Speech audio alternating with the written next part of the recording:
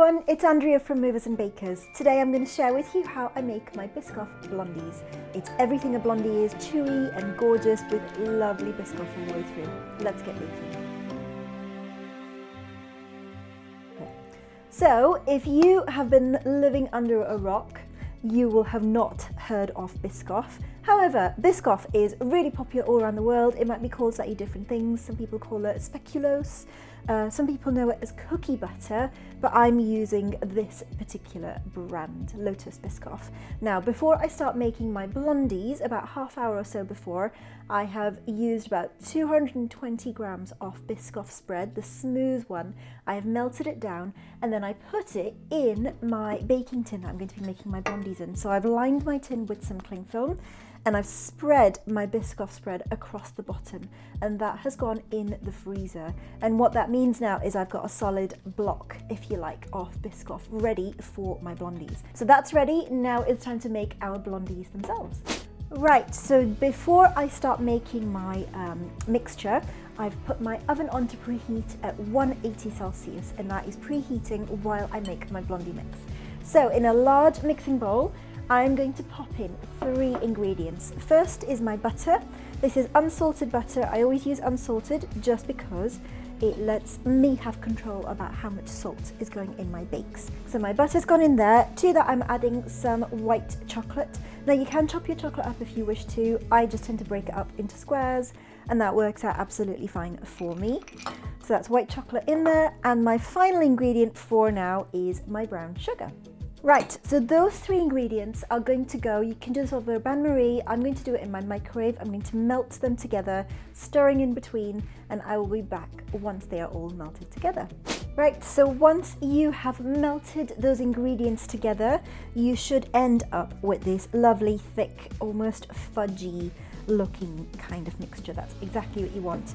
If, while you are mixing and that whole process of melting, if you find that it looks like it's all split, don't panic. Get a whisk it up, or just keep mixing it with your spatula. It will come together. You just need to be a little bit patient. But once you've mixed it up long enough and everything has come together beautifully, this is what you will end up with. Okay, so to my mixture here, I'm going to add in some vanilla and mix that through. So while that's cooling for a few minutes, I'm just going to get my eggs ready. So I'm going to crack my eggs into a bowl, and we want to tip them into the mix one at a time. Now I like to do them one at a time. I just find I can blend them in a bit more easily this way. And once you've blended that in completely, it's time for my second egg. And while I am mixing, this last egg in is a great time for me to remind you to hit that like and subscribe button if you haven't already. Right, now that mixture is all done, I am going to sift in my dry ingredients next. So I have some plain flour. Don't forget, if you want to make this as well, you can find a full list of all the ingredients with their quantities on my blog, link below this video. So with my flour as well, I'm also going to add some salt. And we're going to sift that in. So when your dry ingredients are nearly mixed in, I'm going to add a couple of extra things. These are white chocolate chips. So I'm going to fold those through. And to that, I'm also going to add some Biscoff biscuits. Now I have whole biscuits here. I'm just going to break them up into little chunks and chuck them in. Now I've got about 24 biscuits there. I'm not going to use all of those in this mix. I'm going to keep some aside and I'm going to break them up but push them into the top of my blondie mix before it goes in the oven. And that way when it's baked, I will have some Biscoff biscuits on top that you can see as well. There's a lot of biscuits, but we love that because it's going to make it super Biscoffy. Biscoffy, is that a word?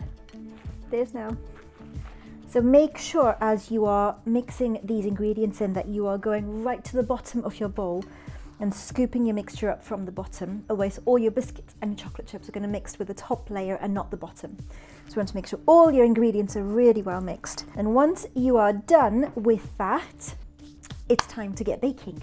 So I have my tin, the same one that I used for my Biscoff spread earlier, so that I know that the size of the Biscoff layer is the same. I have now lined it and it is ready for my mixture. So I'm going to put half of this mixture into my tin. You're going to spread it out into as flat a layer all the way into the corners as you can. So once you've got a lovely flat layer in there, we're going to grab our layer of Biscoff. You can see it is nice and firm, so it should just peel away from my cling film nice and easy. And we're going to pop this in the middle. It's going to be in the middle of our blondie mixture. So I'm just going to slurp it in over the top, and I'm trying really hard not to touch it just because the warmth from my fingers will start to melt the Biscoff, and that's obviously not what I want. There we go, perfect. So I'm just going to push that down very gently, just a little bit, just to make sure it's got good contact with my blondie mix. And then over the top, I'm going to pop the rest of my blondies. And once again, this mixture is quite thick, so you want to help it out a bit by spreading it into the corners. And once you have spread all your blondie out evenly across the rest of your pan, it is time for those last few remaining Biscoff biscuits. So all I'm going to do with these is I'm just going to break them up into larger chunks and push them a little bit into the top of my blondies. And then once I'm done with that, this is ready to be baked. So I will pop it in my oven and I will see you on the other side with baked blondies. Right, so my blondies are out of the oven. I've let them cool down completely, and then I have cut them into 16 squares, as you can see. Now, when you take your blondies out of the oven, mine baked for about 40 minutes, but the ways to tell if your blondies are done, there's a couple of ways. One, you want to look on the very edges of your blondies, and you can see the color of them is much darker compared to the middle. So you want them to be golden colored rather than this pale color of the blondies. So that's your first way. And the second way is to give it a little bit of a wobble as you check it. If it is wobbly still, it needs to stay in a bit longer. If it has the tiniest little wobble left, that is absolutely fine. Pull it out and leave it in the tin to cool down completely.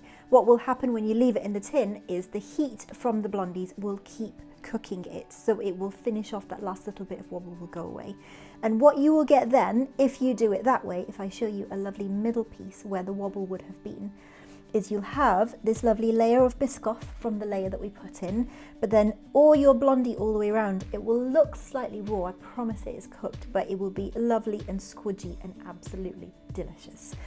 So you can absolutely enjoy this exactly as it is, but to make it a bit extra special, I am going to do some drizzling. So I have here a couple of little bowls, and I've just popped these into my microwave. So this is Biscoff spread. This is a smooth Biscoff spread, and I've popped that into my microwave just so it's a bit more drizzly, as you can see, rather than being a spreadable consistency. And I also have in my other bowl some white chocolate that I have melted down as well. And I've melted this down, then left it to stand for a couple of minutes just so it goes slightly thicker. I prefer that because I get a much better drizzle, I find, but if you want to drizzle it straight away as soon as it comes out the microwave or once you've melted it, that's absolutely fine too. I'm going to start with my Biscoff. So it's lovely and smooth, and I'm just going to drizzle it from one corner down to the opposite corner. And now I'm going to do the same, but with my white chocolate instead. And there you have it. My Biscoff blondies are ready to be enjoyed.